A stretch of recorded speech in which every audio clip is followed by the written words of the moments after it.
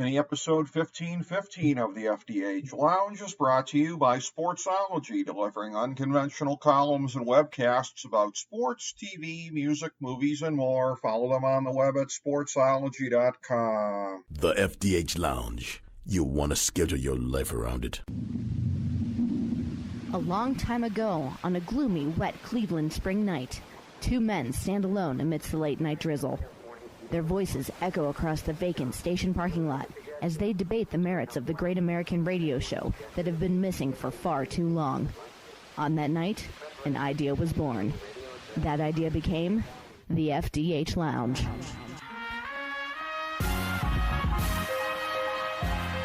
Welcome to the FDH Lounge. Hello, everyone. Welcome to the FDH Lounge. This is FDH Lounge original dignitary Rick Morris here with my fellow original dignitary Chris Galloway. We're going through looking at all of the divisions in the NFL doing our annual preview. This is our look at the AFC South. We do a macro level preview at the top of our first one that we record every year, which is the AFC East one. So if you want to get any of our macro level thoughts for the entire league, go check that one out here. Otherwise, we are focused on going division by division, and specifically, we have a feature in Fantasy Football Draftology 2022 available on the main page at fantasydrafthelp.com, and that feature is one run-on sentence per team, and that's how I have this crafted, and these are my predictions for the divisions, so that's the order in which I have these run-on sentences. For the AFC South, I have Indianapolis in first, and what I have for them is, if Matt Ryan can channel the prime version of himself for one more season, the surrounding talent and a super soft schedule render this team as a dark horse to emerge through the deepest crop of contenders in one conference for a Super Bowl in league history. Tennessee. Holes in the receiving core, offensive line, and back seven indicate that the window may well have closed for this era of the Titans. Houston, the story of the draft was many holes down, many holes to go, and the commitment to run with Davis Mills puts the Texans in position to accomplish their foremost goal for this season, filling the hole at QB in 23 with either Bryce Young or C.J. Stroud. Jacksonville, Doug Peterson will heal the scars of the short-lived Urban Meyer era, but weird roster decisions continue to place a low ceiling on this franchise. So, every year, Chris, it's one of these situations where this division always feels like it's one of the softer ones in the league. The years when it's maybe not quite as soft, it feels a little more mysterious. I don't know that there's necessarily a ton of mystery in the division this year. To a certain extent, if there is any mystery, it might be how much of a come-up Houston and Jacksonville can make, but I think most of us are probably not expecting it to be very large. I would say Houston more so than Jacksonville. Yeah, I'm with you. I've got the Colts winning this thing, actually quite easily, to be honest with you. Mm-hmm. Even though the Titans went 12-5 last year, I don't even know how they did that. Me neither. I'm still like, did that happen? Like, I don't really believe that happened. It was a fever dream. I mean, it really was, because they felt like a 9-win team to me, and somehow we ended the year and they were the number one seed at 12-5, and it was like, I'm sorry, what? Like, and then of course they immediately got bounced right out and showed exactly who we thought they were. Like, I just didn't. So I'm with you. I think they've got holes all over the place. And I like last year, I don't really believe in them. I think they're sort of an 8-9 type team this year, playing that first place schedule. And so I have the Colts, like you. I've got the Colts at 11 wins and winning the division and competing because of that soft schedule, because of a veteran like Matt Ryan. They've got other pieces, bringing Stephon Gilmore. Can Yannick Ngakoue, can he, revive? They still got Jonathan Taylor, my man. I like this team, right? I just like the team. Yep. Now, we'll see what happens, losing their defensive coordinator. Right. What kind of effect that has.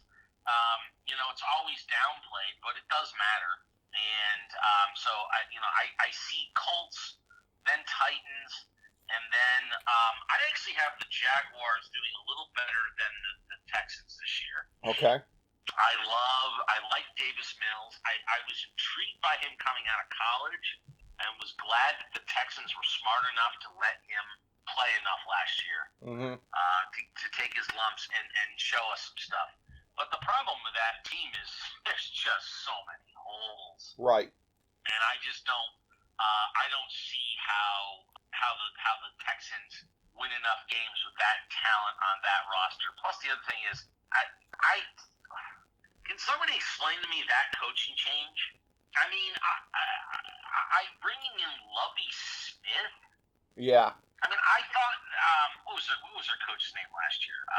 It's escaping me at the moment. Yeah. You're putting me on the spot here. I'm gonna have to Google it. Yeah, and I don't know why I'm drawing a blank. Mm-hmm. All right, look, it doesn't matter. He's gone, whatever. But that team played hard for him. Mm-hmm. They really did. We saw it week in and week out. David Culley. Yeah, David Culley. So, yeah. All right. So David Culley, was he a world beater? No. Right. That team played hard every week. Right. I didn't understand. I thought he did a good job with that roster. Agreed. And that situation with Watson and everything else going down around him, the chaos. Why you fire him to go to Lovie Smith? Yeah. Like, I don't. That's one that I just go, what is going on in Houston? Right. I mean, they deserve to be the new Browns, right? They do. I mean, that is just ridiculous. Right. I mean, Lovie Smith hasn't had a winning football team since in over a decade. Right. And I just don't think he's equipped to at his age and his makeup as who he is to deal with a young team that's going to make mistakes. It needs a lot of coaching and a lot of patience. They should have ridden with David Culley for 2, 3, 4 years while they were rebuilding this roster, because they at least played hard for him. We'll see what happens, but I don't believe in this Lovie Smith experiment. But I do believe in Peterson fixing some of the Jaguar problems, restoring some professionalism, Right. helping Trevor Lawrence take a step forward. They get back Etienne.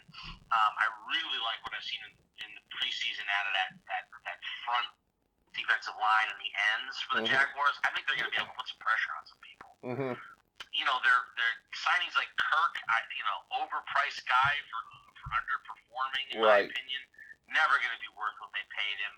But I think that they were desperate to get something for Trevor Lawrence so they could further his development. Right. And in order to do that, you got to have some guys, even if they aren't, maybe the guys you eventually want on that roster, and you maybe have to overpay if you're in Jacksonville. So I actually have the Jaguars third in that division. Okay. I have them winning, 5 to 6 games, probably in that 6-game region, and then I have the Texans right around 5 wins, right behind them.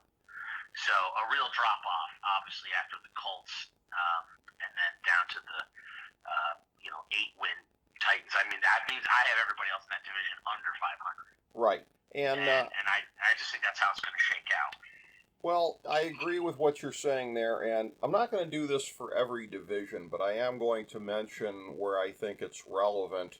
As I mentioned when we were doing the AFC North, another one of the features we have in Fantasy Football Draftology 2022 is the top 10 players on the spot in 2022, and in my estimation, the number 9 and tied for number 10 players are in this division. So I'm just going to read you what I have on that. Number 9, Mo Alley Cox. A team with few overall weapons in the passing game is promoting this guy to lead tight end, as Indy hopes to see more, quote, the old Matt Ryan, end quote, and less, quote, old Matt Ryan, end quote. They're in a garbage division, but with moves like this, you can't pencil them in for the number 4 seed just yet.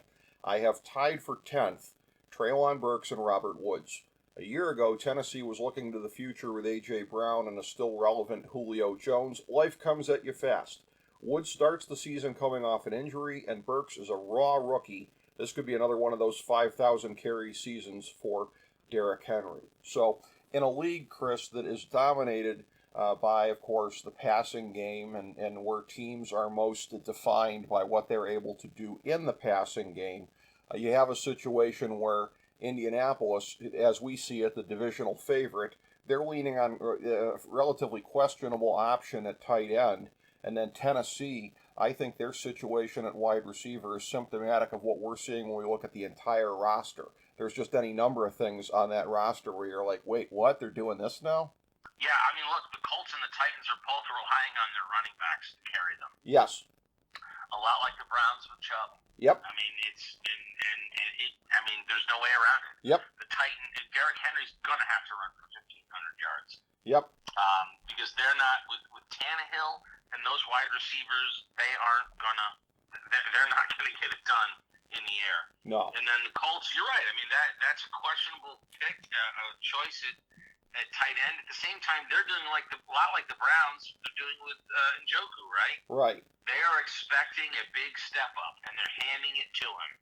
And, maybe it works out, right? I mean, it might, but they are clearly relying on Jonathan Taylor to carry the load there. And look, both those teams, they're both workhorses, right? Taylor and Henry, like Chubb, are workhorses who are going to move the football for you. Yes. So, I mean, it's, 20 years ago, you wouldn't question that at all. Well, right. No, that's true. That's true. It's only the evolution of the game. I will say this, though, and that's an excellent comparison on your part. You took my note to the next level here in finding a commonality about the running games of Cleveland, Indy, and Tennessee, which they do have a lot in common. I will say this. If we're talking Mo Alley Cox and David Njoku, I know which of the two I have a lot more belief in based on his potential, his upside, these things. These are all the buzzwords that I'm always in love with anyways, but David Njoku is a guy who, as we have said, has been inconsistent in putting it together, but you've always seen what he's capable of doing, and oh, by the way, was actually a first-round pick. Mo Alley Cox does not really fit many of the elements I just talked about there. No, and that was maybe in some ways an unfair comparison on my part. But that's no. You're right though. But here's the thing though. I think you were onto something, but maybe cross positionally. Isn't Mo Alley Cox sort of the equivalent of what the Browns are doing with their non-Amari Cooper wide receivers? Yeah, they really are. That's also a good one. Okay. Good analogy. Sort of saying, well, we're throwing it out. We're throwing you out there. We're hoping for the best. Right. And the problem for the Colts and then obviously for the Browns wide receiver room is, you and I both know, is that almost never works in the NFL. Right. Yeah. You never have we're just going to wing it and hope for the best with these guys, and let's hope they all have great career years. Yeah, that's not going to happen. So I think that is a weak link for the Colts, but I would rather have a weak link on a position like tight end than my entire wide receiver core. Absolutely. No, you're right about that. And again, you and I, neither one of us expects that to hold back Indianapolis from winning this division. And again, getting in there in the playoffs, this is a division where I think as we look at this, we're both, I would think, in agreement. This division's only sending the division winner, right? You're not getting one of the wild cards probably out of the South. No, I don't have anybody else above 500. So yeah. It's division winner and everybody else goes home and gets ready for the draft. Yeah, pretty much so. So, boy, there could be an awful lot of playing out the string in Nashville, Houston, and Jacksonville here, particularly if Indy gets off to a fast start. So this may not be the most interesting division in football this year, but hey, they can't all be. But at least we were able to get an interesting discussion out of it. Thank you, Chris Galloway, and thank you, everybody, for tuning in to our discussion, our preview of the AFC South in 2022.